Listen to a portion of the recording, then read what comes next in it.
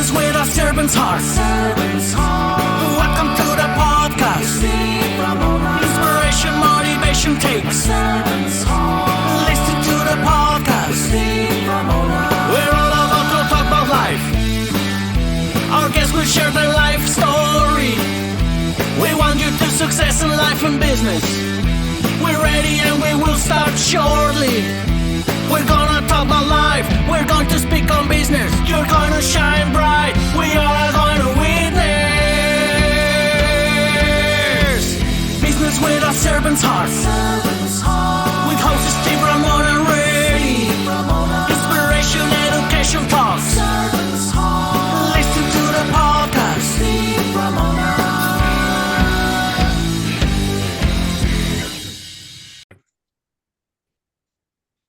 Welcome, everyone, to Doing Business with a Servant's Heart podcast. I'm your host, Steve Ramona. I am so thrilled to have you join us today. We dedicate this podcast to exploring the idea of doing business and living life with a purpose. We believe that purpose is a servant's heart. If you live your work and your life that way, we can truly make a difference, and you can truly make a difference. We want you to be motivated, inspired, and educated to make an impact in your world. And while you're listening to this incredible show, these two people I met about a year ago, you're going to be blown away by them. But I want you to think about while you're listening, how you're going to serve yourself today and how you're going to serve others today. And what impact will you create today? And I've said today 3 times because why wait? I get messages all the time, or I talk to somebody, hey, I heard your podcast. I didn't start today. And it took me a month. Why wait? Because in 30 days, how many people could you impact and change lives with? Right. And today's episode is proudly sponsored by our incredible partner, Pantheon Alliance. Imagine being part of an exclusive community of high-income, successful business owners and entrepreneurs from very diverse industries. Together, they're building a thought leader platform to impact and change the world. For more information on Pantheon Alliance, reach out to me, and I'll get you all the information. So I met these two, it's probably been almost a year, and we hit it off right away because leadership and servant's heart have to go together. And these two exemplify it. They really go out and get the right message out to the world in business and in life. And I can't wait to share them with you, to my audience today. Ernie and Steve, welcome to the show. Thank you, Steve. Appreciate that very much. Start with you, Ernie. Go ahead, Ernie. Oh, I have 2 Steves in the room today. I feel like I'm outnumbered, but I'm grateful to be here. We'll be very easy on you, I promise. We'll make it easy. I'm going to start with you. Ladies first. Servant leadership, what's your description?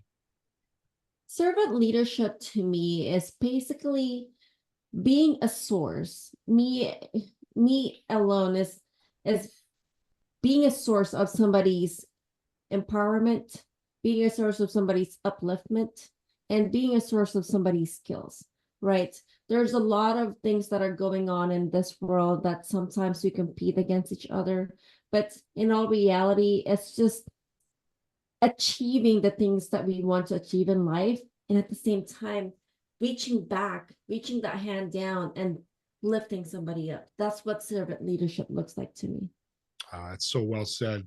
Okay, Steve, that's a tough act to follow. No, absolutely. And I agree wholeheartedly with Ernie. Servant leadership is that very same thing, leading of a philosophy that emphasizes leaders' roles as a servant first and taking care of people. And I love, when I think about servant leadership, I think of one of the things that a quote from Simon Sinek said, that leadership is not about being in charge.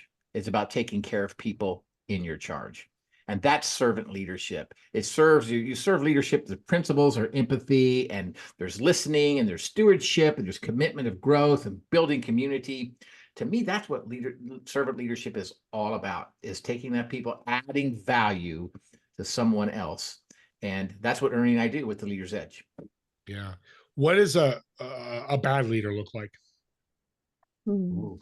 Either you both can answer that. And Yeah. Go at it. Yeah. Go ahead, partner.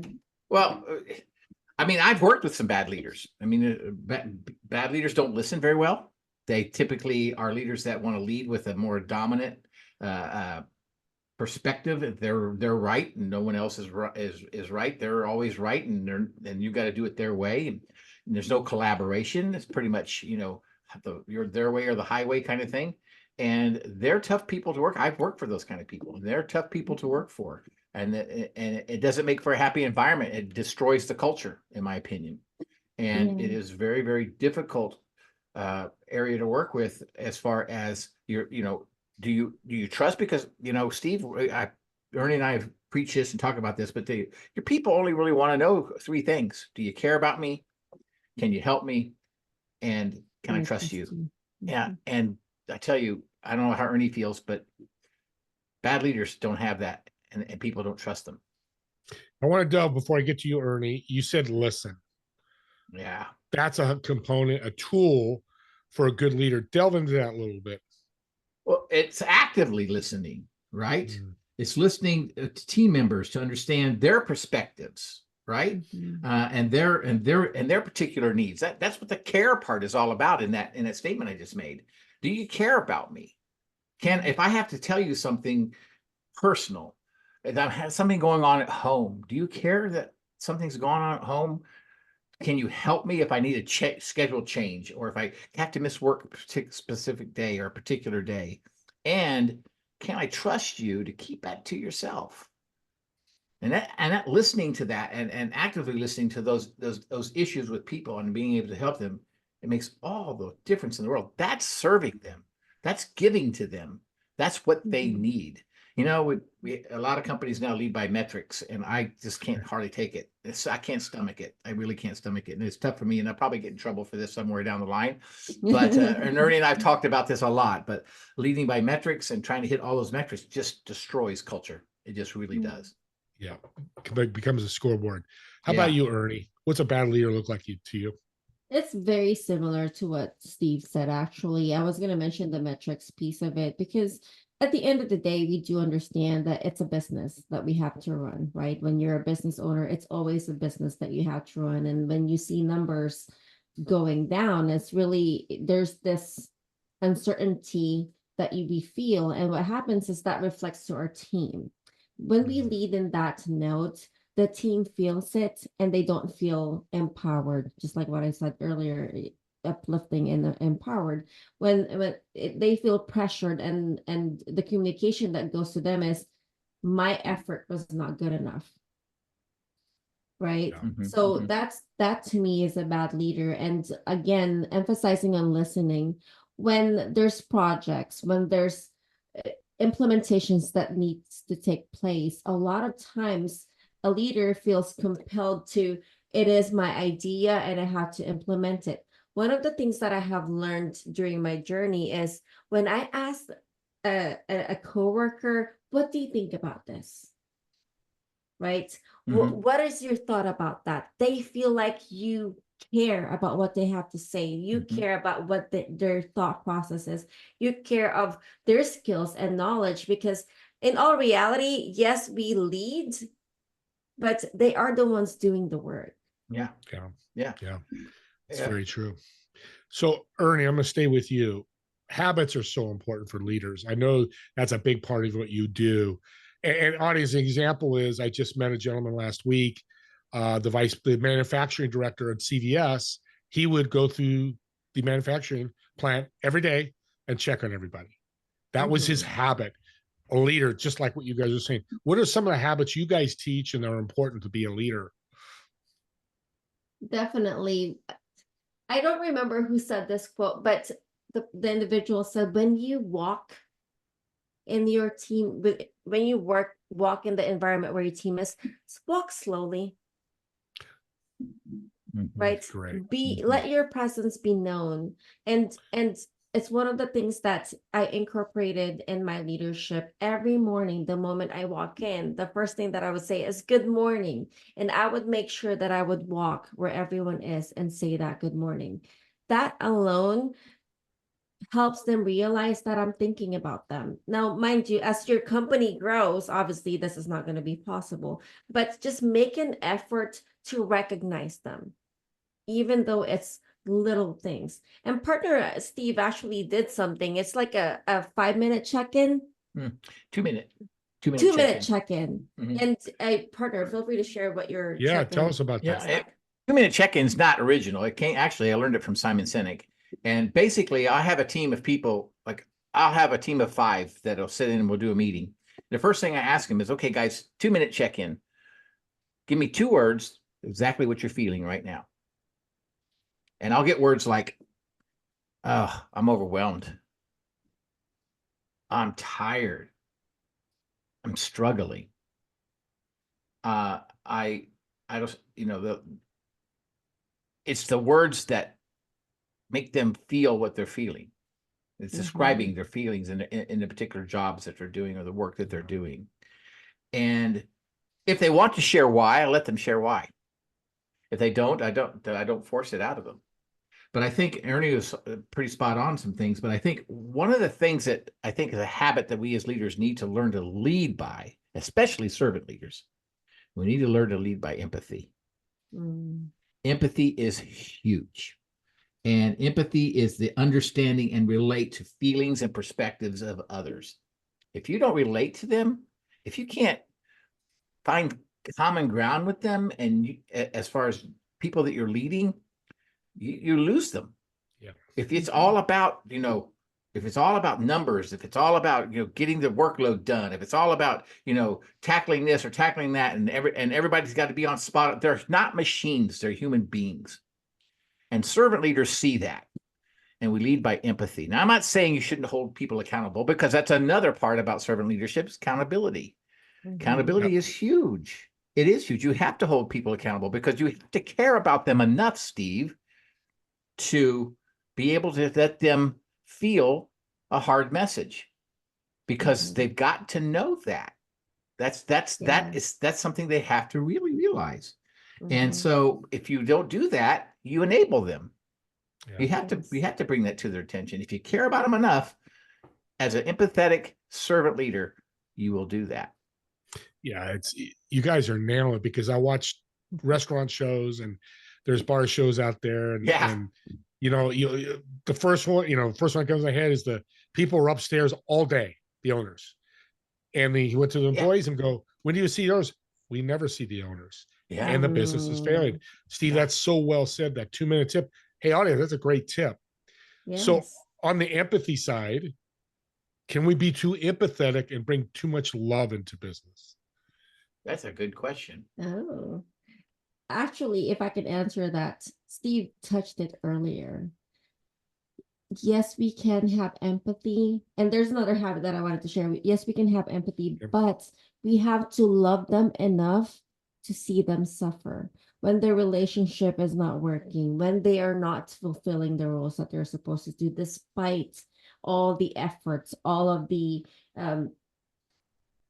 adjustments that you have to make for that individual. You have to love them enough to see them suffer a little bit, because sometimes the lesson is not done by you, but maybe the lesson is severing that relationship and see how they will move forward in that path.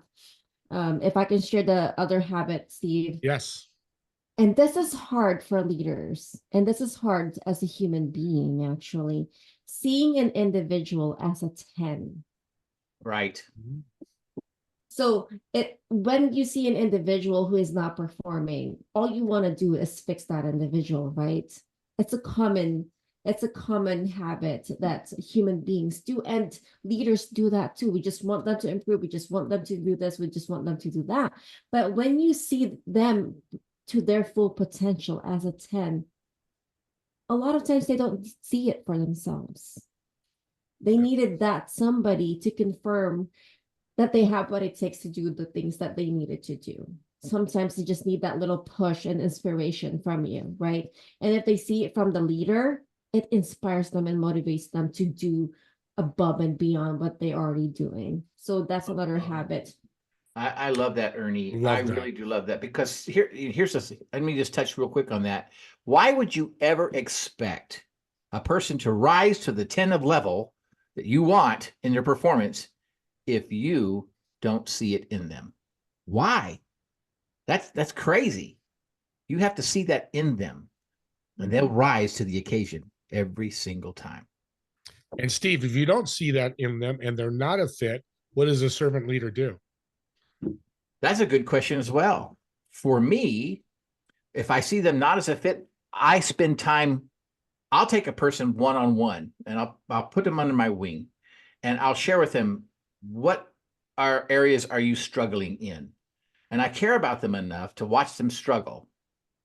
I will give them opportunity. I will work with them. I will take it. I'm pretty long suffering when it comes to that. And I think if you talk to my teams, you'll see I'm very long suffering. I probably put up with it too long, to be honest, Steve.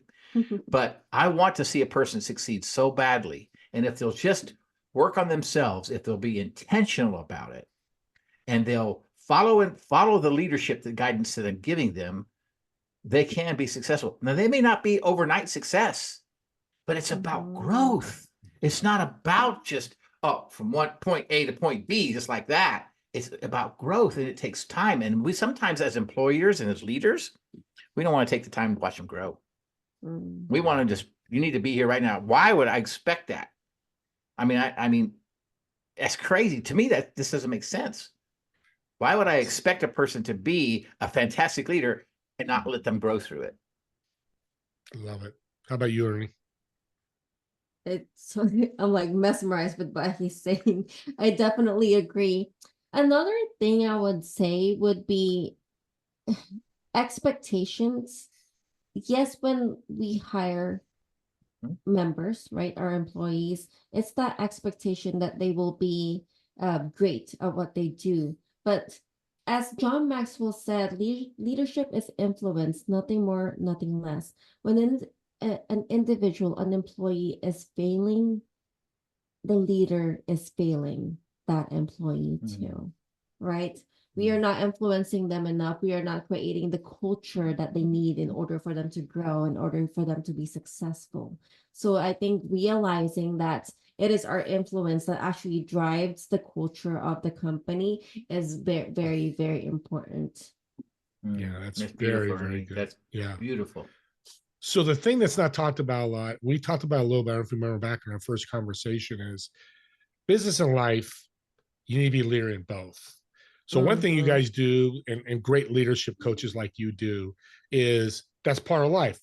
Client comes in or a CEO comes in and says, hey, Ernie and Steve, hey, I'm going through a divorce. My leadership there failed.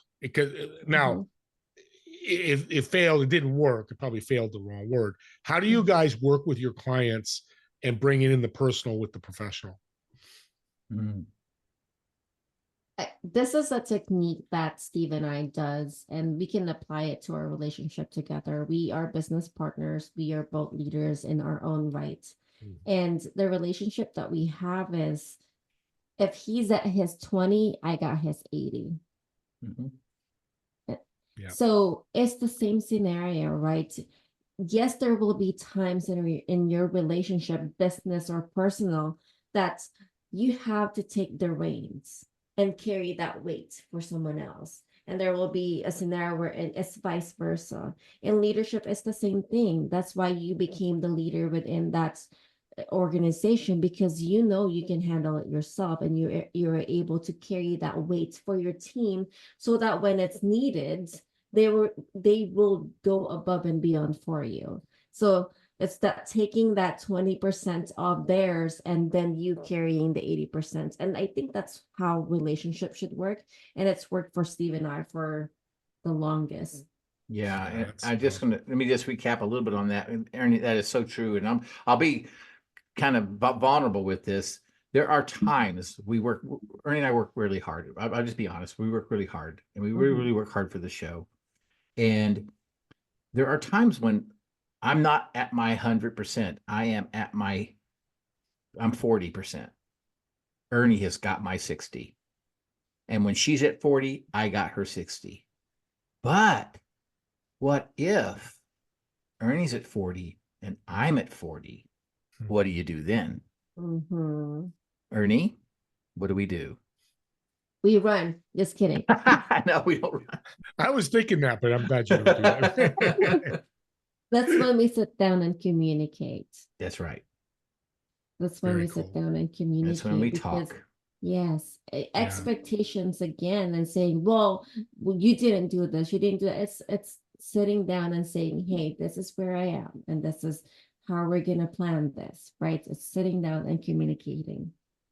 And I'll tell you something, Steve, that's important too, because that requires vulnerability from a leader. Mhm. And that's a very difficult thing for leaders to do, is to be vulnerable, but it is a necessary characteristic of leadership. You have to learn to be vulnerable and to open up and to share. And that's one thing that Ernie and I do. We're vulnerable to each other. If I'm struggling for a specific situation, she knows all about it. She really does. Because she can't understand me if she doesn't know it. Yeah. No. And vice versa together. Yeah, and you proved it today. You had technical difficulties getting on here. She was very patient. She called you. She worked with you, communicated with you. So we saw it real time. And what's really cool what you guys did, and you don't know you just did this, but you brought this full circle. You talked about listening and empathy at the beginning, and now you're talking about communication, because what's the next step from listening? Right. Yep. You don't have either one of those, leadership fails. It just Fails. does. It's just nothing we can do. You mentioned your show. We're coming to close to the end here. Talk about your radio show. I was blessed to be a guest. You guys are incredible hosts. Talk about the mission of the radio show. Goodness. I'm just gonna share the experience that we had with you, Steve. The first 10 minutes of us interviewing you or having the discovery call, you just asked us, what's your radio show about? And we explained it. And then you're like, okay, I'm going to refer you to this person, this person, this person. You are an amazing man and so selfless enough to refer such amazing individuals to the Leader's Edge. And we're super grateful for that. The Leader's Edge is basically a combination of two things that Steve and I are very passionate about. Steve still is very passionate about leadership, and I am very passionate about personal growth. The Leaders is Steve's passion, and Edge is actually the personal development passion of mine. And we do firmly believe that a leader has to develop personally in order to prevent the cap that they normally experience while leading, right? So 2 and 2 has to work together. That's right. The goal of the radio show is to add value to people. And to be honest, Steve and I can teach both leadership and personal development all day, right? But we can only reach certain individuals with our stories. So we bring amazing individuals to the radio show, such as Steve, Ramona, to hear your voice and your story so you can impact other people and add value to them. Do you have anything to add, partner? Well, we will never reach the people that other people will reach. Mm-hmm. We'll never reach all the people that Steve Ramona can reach. Mm-hmm. We'll never reach some of the people that other guests that Steve has brought our way. Colleen Biggs. We'll never reach those people without her voice. And we want to reach the globe. And that's what we're about. And Ernie and I are blessed. The Leader's Edge is now in 38 countries.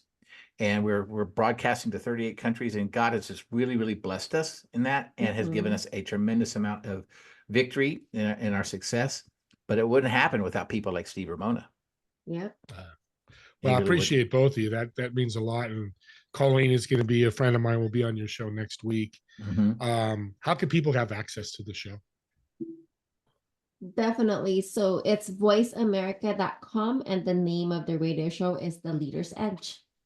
And we'll put that in the show notes as well. We're coming to the end here. I'm going to have you back. We're going to bring you guys back because there's more in leadership I want to delve into. As I knew this show would fly by because you guys are empathetic is your soul, both of you. And I really appreciate that because it can be in business, and I don't know why it's not. It should be in every business that's out there. And hopefully someday we'll do that. So let's end with a lot of fun. You guys ready? Yeah. Yes. Okay. Let's go for it. So we'll start ladies first, and you get an advantage here, Steve. Okay. So Ernie, you've got a reservation in a restaurant in Stockton where you are, table of 4. So of course you're going to sit in one chair. Dead or alive, who are you going to invite to the other 3 chairs? Why? And what food would you order? Oh. Okay, so first is my dad. He passed away, but I want him on the table. 2 is my mom. She's still with us. I want her on the table. And John Maxwell. And the reason why is my dad taught me gratitude. I did not understand it then when he said, always be grateful, always be grateful. I did not understand it. Now I practice it every morning as I wake up and before I go to bed. My mom is my rock. She's the greatest leader I could ever have, despite the experiences and the traumas and the struggles that we face. She made sure that she's the rock that we can hold on to, and we have the resources that we have today. And definitely my role model. And John Maxwell, he's the one who taught me what servant leadership looks like.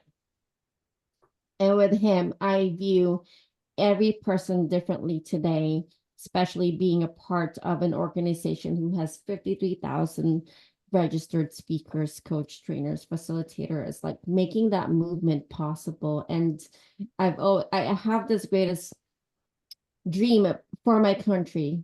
And if John Maxwell can do it, I can do it too. And the food, I love Filipino food, so most likely we will have Filipino food. Beautiful. And it's amazing as we get older, the lessons our parents taught us. And I use them on my podcast every day. So I appreciate you saying that, because we don't forget, we know everything, we don't remember everything, but you just mentioned a couple of things. Gratitude, be grateful every day. That's a message. And what's your dad's name? Ernesto, That's right. Ernesto, I know you're in heaven. Thank you, because that's a wonderful message. Okay, Steve, you're up and you get the cheat because you already Well, heard this absolutely. already. But I tell you what, it kind of put me at a disadvantage too, because I was thinking the very same thing. My parents as well. Both my parents are deceased, but my dad taught me something when I was very young. When I went to college, I was 18 years old. I went to college. He sat me down. He told me this. He said, Steve, I want you to learn two things about life. Take this with you, live it. And he said, your attitude toward life will determine life's attitude toward you. And I've never forgotten that, Steve. And he said, you can say about anything you want to most people, but they'll remember for you for one thing, the way you make them feel. And I've taken those two things and lived those two principles in my life daily. So I definitely have my parents there. And John Maxwell, of course, I'd love to have there. But I'll go another direction here. I love Ed Milet. And if I could spend 10 minutes with Ed Milet, I would ask him so many questions. He'd get tired of me so quick. I actually love that man. I love what he does and the work that he does. And he's taught me so much. And for food, for me, it's going to be a Texas steak. It's got to be, So yeah. Partners don't always have to agree, and that's cool. That's a good thing. I want to thank you both. I knew this would be an incredible show. Leadership's important. It spills over everywhere, and you guys are doing God's work out there with people and helping them. And how can people reach out to both of you and support you? Go ahead. Yes. So we have an email. It's called pathtoleadersedge@gmail.com. We have our own website. Mine is confidentlyu.club. Mr. Steve Steele is Maxwell Leadership /James Steele. And we do have our radio show Facebook page and Instagram, The Leader's Edge. And we'll have all that on the show notes. So audience, you'll have access to it. If you don't, you can reach out to me. I'm excited to announce you got something coming up next year, early next year. Yes, Tell us about it. Yes, partner, you go for it. Okay, so yeah, I love this part. This is something we're doing in 2025, in February of 2025, is we're going to be doing a leadership conference, Ernie's and my very first leadership conference that we're putting together. And it is going to be in Stockton, California.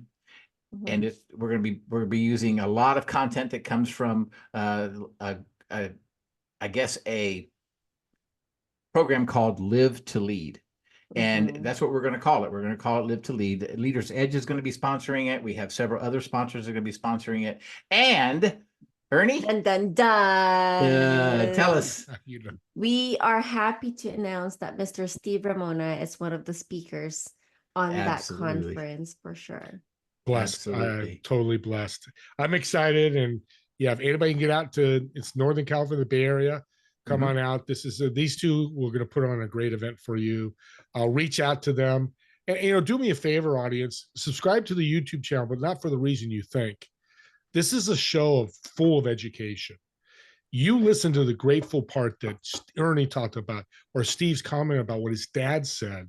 Just those two pieces of information could change your life and maybe make you so wealthy and abundance that you can help others. That's why you want to subscribe, so you can listen to this over and over again. The other reason is you have family and friends who want to be better leaders.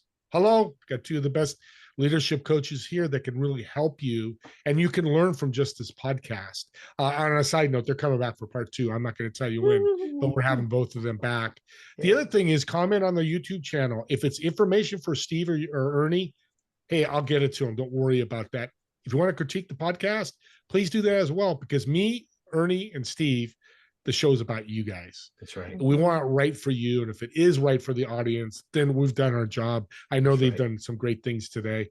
And as always, me, Ernie, and Steve want to thank you so much for watching or listening to this podcast. We'll see you all in the next episode of Doing Business with a Servant's Heart. Have a great day, everyone.